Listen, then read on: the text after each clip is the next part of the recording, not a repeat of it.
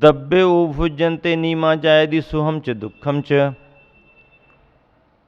उदयागते द्रव्य कर्मणि जीवेन उपभुज्यमाने सति नीमात् निश्चयात् साता सातोदयवशेन सुखम दुःखम वा वस्तु स्वभावतः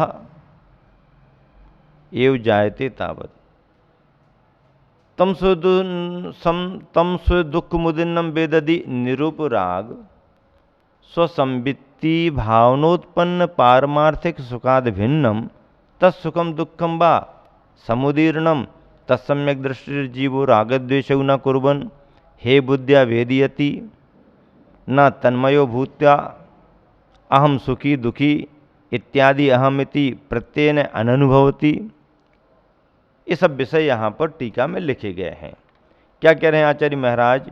उदय में आए हुए द्रव्य कर्म को यह जीव जब भोगता है, जैसे साता वेदनी कर्म के उदय से कोई पुण्य की प्रकृति उदय में आई, उसके उदय में आने में हमारे को बहुत अच्छी सामग्री मिली, बहुत अच्छा लगा, फिर व्यक्ति क्या सोचता है, ऐसा ही उदय बना रहे। कहीं कोई अशुभ कर्म आ गया, जल्दी जल्दी हटाना चाहता।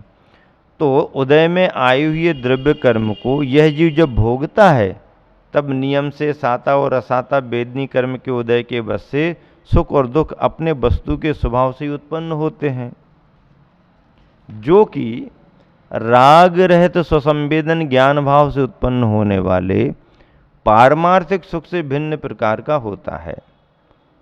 उस उदय में आए हुए सुख या दुख को सम्यक दृष्टि जीव भी भोगता है, किंतु वहां कुछ भी भला बुरापन ना मानकर राग द्वेष किए बिना उपेक्षा बुद्धि से उसे भोग लेता है, उसको पार कर जाता है, उसके साथ तन्मय होकर मैं सुखी हूं या दुखी हूं इत्यादि रूप से अनुभव नहीं करता।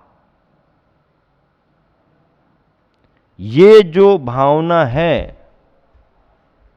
ये भावना ही मूल में उसको कर्म बंध से रहित बनाती है। और ऐसी भावना एक भूमिका में जाकर के ही बनती है, हर व्यक्ति के लिए संभव नहीं। उदाहरण वगैरह भी दिए गए हैं। अथ निर्जरम जादि, इसलिए वह उसके स्वस्थ भाव से निर्जरा को प्राप्त हो जाता है, झड़ ही जाता है, प्रत्युत बंध नहीं कर पाता।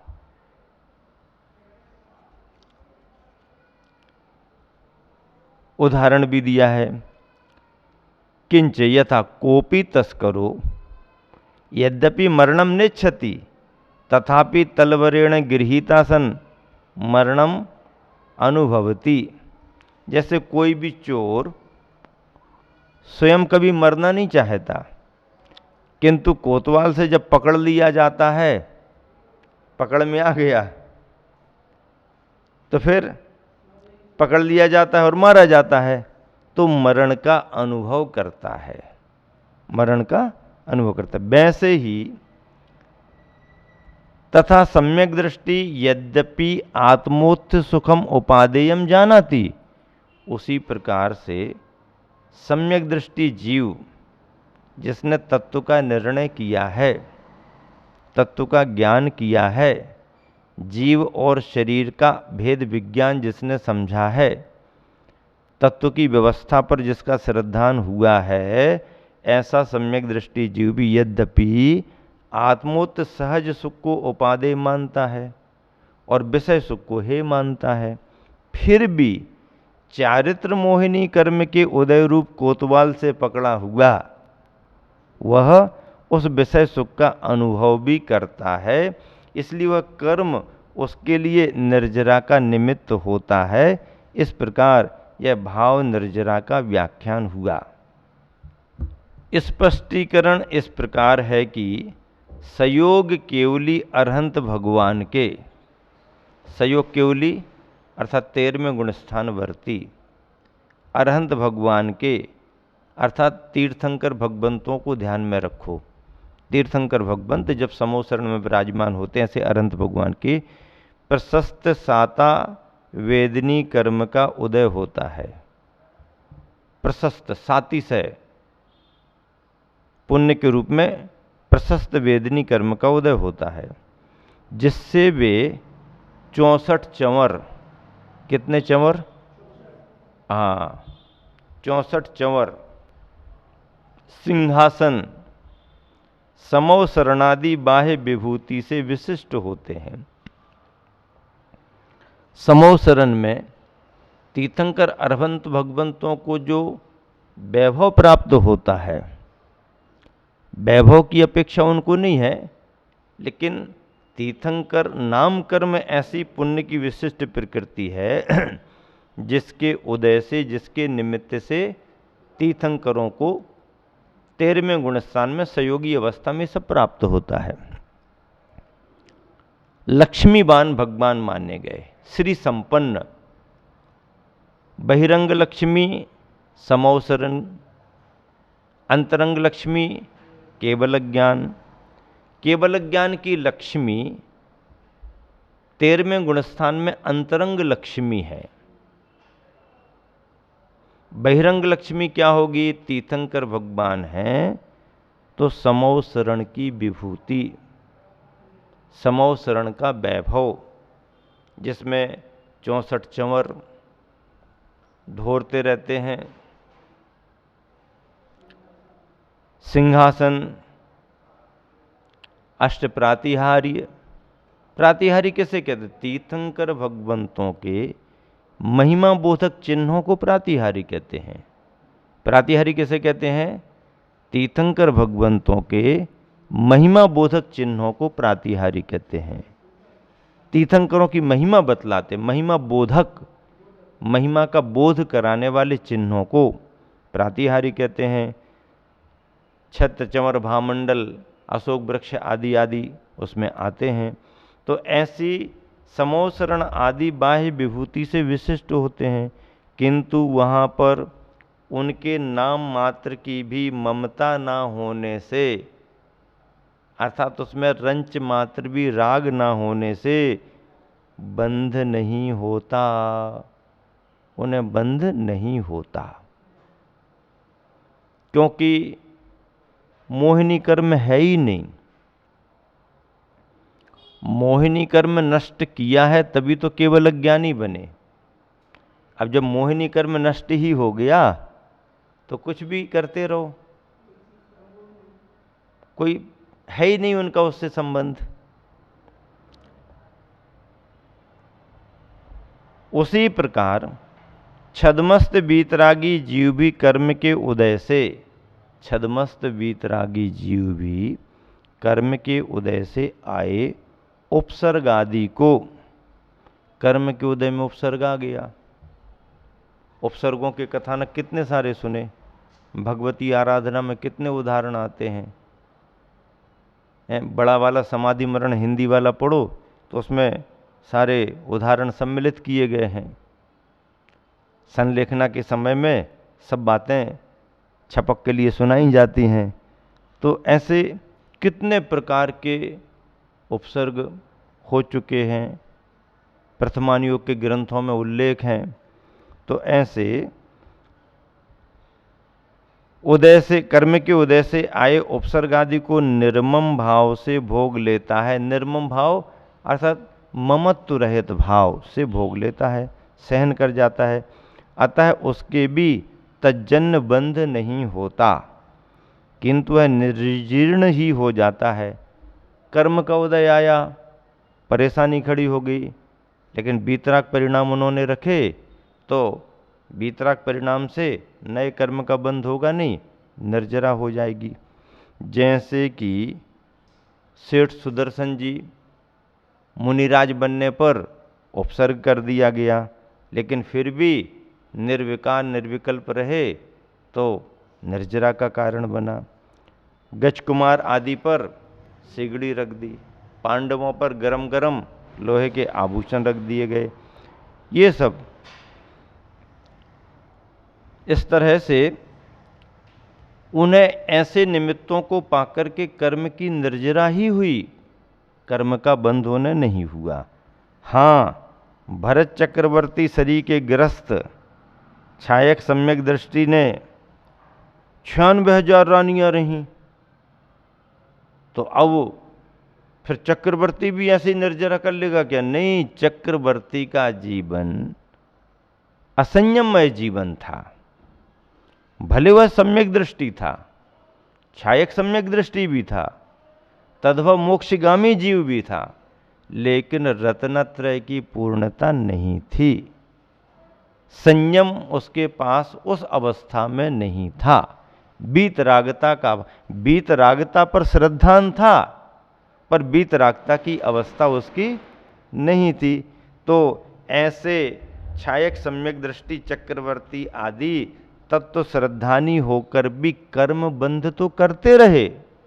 हाँ, इतना फर्क है कि मिथ्या दृष्टि की अपेक्षा उनको कर्मबंध कम रहा। कर्मबंध क्यों कम रहा? क्योंकि तत्व ज्ञानी थे। सम्यक दर्शन के प्रभाव से अप्रत्याख्यान जन्य ही स्थितियां पड़ेंगी, अनंतानुबंधी की कोई बात नहीं रहेगी। तो इस तरह से प्रथम गुण स्थान वर्ती की अपेक्षा कम था, लेकिन कर्मबंध तो था ही था। यह बात अवश्य है कि अतत्व श्रद्धानी मिथ्या दृष्टि जैसा बंध नहीं होता, किंतु परीत संसारात्मक बंध होकर चतुर्थ पंचम गुणस्थान योग निर्जरा होती थी। बंध भी होता और भूमिका के अनुसार निर्जरा भी होती, किंतु सर्वथा बंध न होकर निर्जरा ही होना, जैसा कि इस गाथा में बताया है। किसी भी प्रकार का बंध नहीं होगा, निर्जरा ही निर्जरा होगी, जैसा इस गाथा में बताया है। वह तो वीतराग रूप निश्चय सम्यक दृष्टि के ही होती है। वीतराग रूप निश्चय सम्यक दृष्टि के ही होती है, क्योंकि उसकी ज्ञान शक्ति व वैराग्य शक्ति दोनों अपना बराबर काम करती रहती हैं। ज्ञान की शक्ति भी काम करती है और वैराग्य की शक्ति भी काम करती है। दोनों शक्तियों के द्वारा होने वाले परिणाम से ऐसे वीतराग निश्चय सम्यक दृष्टियों को, जो ध्यान की अवस्था में रहते हैं, उनको केवल निर्जरा निर्जरा ही होती है, कर्म का आश्रय उन्हें नहीं होता है। हालांकि कर्म का आश्रय तो भूमिका के अनुसार ऊपर तक जाता है योग के निमित्त से, लेकिन निचली अवस्था जैसा कर्म का आश्रय उनके लिए नहीं होता है। इस गाथा के लिए गुरुवर आचार्य जी ने बहुत अच्छा पद्यानुवाद लिखा है। भोगोपभोग जब बे मुनि भोगते हैं, होते अवश्य सुख दुख नियोग से हैं। ले स्वाद दुख सुख का बनते न रागी, वे निर्जरा कर्म की करते विरागी। भोगोपभोग जब वे मुनि भोगते हैं, भोगते हैं का मतलब, भोगने का मतलब असंयम जैसी प्रवृत्ति नहीं। इंद्रियों से जब भोगोपभोग की सामग्री उनके ज्ञान में आती है, वही तो उनका भोगना माना गया है। होते अवश्य सुख दुख नियोग से हैं, और उनमें वस्तुओं को लेकर के सुख दुख नियोग आएगा। ले स्वाद दुख सुख का न बनते न रागी, सुख दुख के अनुभव में वह रागी नहीं होते हैं। दुख आया तो द्वेष नहीं करेंगे, सुख आया तो राग नहीं करेंगे। ऐसी अवस्था में वे निर्जरा कर्म की करते विरागी, वे कर्म की निर्जरा को करते हैं, वीतरागी बन करके करते हैं।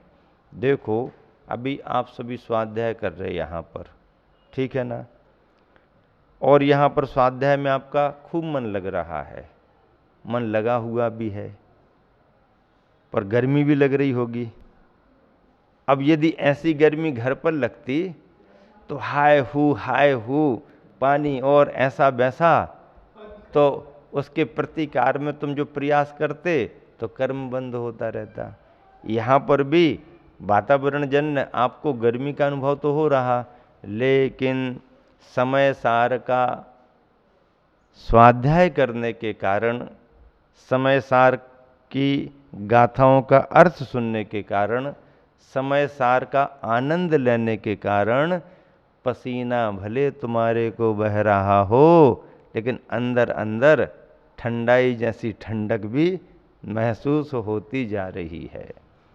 ज्ञान की बातें मिलना शुरू हो जाएं तो सारी बातें गौण हो जाती हैं, और ज्ञान भावना ना हो, अंदर से विचारों में ज्ञान भावना ना हो तो आदमी विचार शून्य को समझ ही नहीं पाता कि क्या करें क्या ना करें। एक व्यक्ति अपनी दिनचर्या का पूरा टाइम टेबल फिक्स रखता है, उसको इतना सोचने का वक्त ही नहीं है कि अब आगे क्या करना, आगे क्या करना, आगे क्या करना। उसको दिखता है पहले से कि इसके बाद क्या करना, इसके बाद क्या करना, तय है पहले से कि इसके बाद क्या करना। एक व्यक्ति घंटा आध घंटा इसी में निकाल देता, वो सोच ही नहीं पाता कि अब कहाँ से शुरुआत करें, क्या करना है। 4 लोगों से पूछेगा कि भाई क्या करना है, बताओ, करना कि नहीं करना, करना कि नहीं करना ये भी तय नहीं है, और करना तो कहाँ से करना। ऐसा व्यक्ति समय का पूरा उपयोग नहीं कर पाता है, निर्णय नहीं है उसका। 4 लोगों की सलाह पर उसका निर्णय टिका रहता है। उन्हें कहते नहीं मत करो, हो नहीं कर रहे, नहीं नहीं कर लो, हो कर लेते हैं। मतलब दूसरे के निर्णय पर उसका जीवन टिका हुआ है, वो व्यक्ति पराश्रित हो जाएगा। और जो व्यक्ति खुद अपने में निर्णीत रहता है, नहीं करना ही है हमको तो करेंगे, हाँ कहीं किसी विषय में किसी से परामर्श लेना है, सलाह लेना तो ले लो, ले लेना भी चाहिए, अनुभवियों की सलाह लेना चाहिए, लेकिन कम से कम 50% अपने निर्णय अपने खुद के भी तो होना चाहिए ना, सेल्फ अपना डिसीजन भी तो होना चाहिए ना।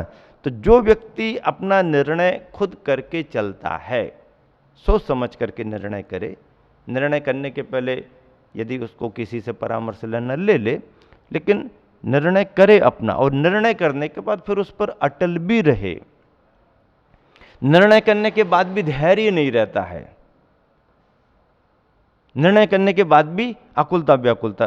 छोटे में रहते ना बच्चे, जमीन में बीज डाला नहीं कि आधा घंटे बाद देखने लगते खोद के मिट्टी कुछ निकल रहा कि नहीं निकल रहा, अरे डाला है तो थोड़ा रुको। तो मतलब विचार पूर्वक निर्णय करो, और निर्णय को दृढ़ता से अपने जीवन में रखो। अपना शेड्यूल फिक्स होना चाहिए, कितने बजे क्या करना, कैसा करना, कैसा करना। अगले दिन का कार्यक्रम पिछले दिन में ही निर्धारित होना।